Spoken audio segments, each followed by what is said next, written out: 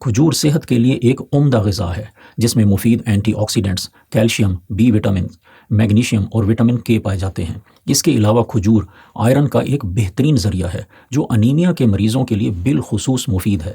تاہم کھجور میں موجود مٹھاس کی وجہ سے اکثر یہ سوال پوچھا جاتا ہے کہ کیا کھجور شوگر کے مریضوں کے لیے نقصان دہ تو نہیں، اور کیا کھجور کھانے سے بلڈ شوگر میں مضر اضافہ ہو سکتا ہے؟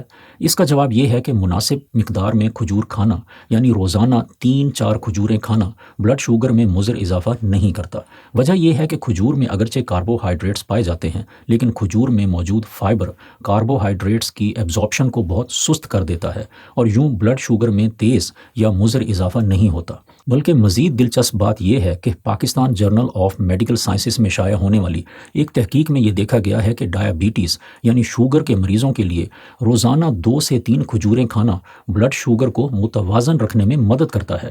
جس میں شوگر کی کمی یعنی ہائپوگلائسیمیا میں کھجور ضروری اور فوری شوگر حاصل کرنے کا بہترین ذریعہ ہونے کے باوجود مناسب مقدار میں اس کا استعمال بلڈ شوگر میں مضر اضافہ نہیں کرتا۔ تاہم یاد رہے کہ ایک وقت میں 3-4 کھجوروں سے زیادہ کھا لینا بلڈ شوگر میں اضافے کا باعث بن سکتا ہے۔